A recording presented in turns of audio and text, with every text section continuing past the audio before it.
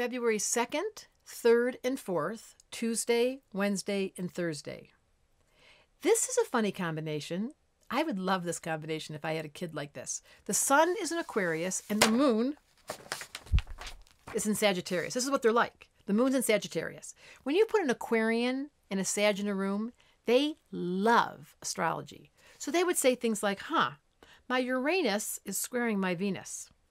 Who talks like that? Or how about this? Saturn is squaring Jupiter. These are technical terms that astrologers speak all the time that I want to turn into English. That's why Astrology Answers brought me here. How do I make astrology simple for you? How do I make it practical? Would you like to take a class on it? Because I'm teaching. If you're interested to learn why is it that that language is so abstract, but you know what's so cool about it? And you probably noticed it. Like, let's talk about these 3 days. It's high energy because why? The sun's in air and the moon's in fire. So that activates, because if you add air to a fire, the fire gets bigger, right? So if someone's got a temper or someone's got something hot going on and someone adds a little bit of one word, or Aquarians love it. Aquarians like when things go off. They get off on it when people are slightly fighting or a little bit edgy, and they'll walk into the story, especially if their moon's in Sag, and stir it up and then walk away. Aquarius is the best sign of all to detach. This is the part in all of us that just looks over at the society and goes, why are humans the way they are?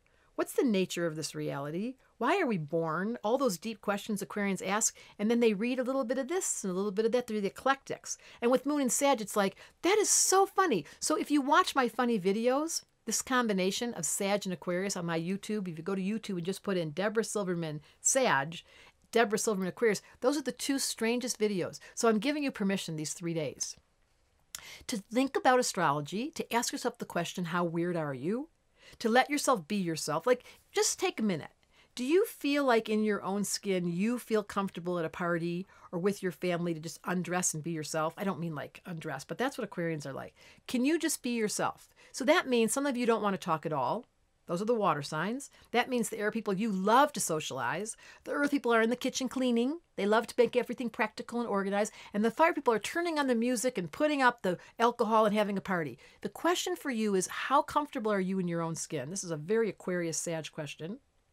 And how much do you understand your nature? Because as soon as you get who you are, it feels so good. And that's why people call me for readings, because I get to give out permission slips. And that's the nature of Aquarius and Sag together. And that's what's going on. Forget about all those squares. Let's just focus on the positives at the Aquarius Sag and tell you that whatever you've been given this life was designed with your best interest in mind.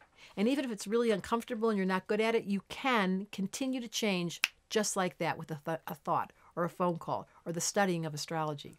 See, I'm here to encourage you. That's astrologyanswers.com today with Deborah Silverman talking about Aquarius and Sag.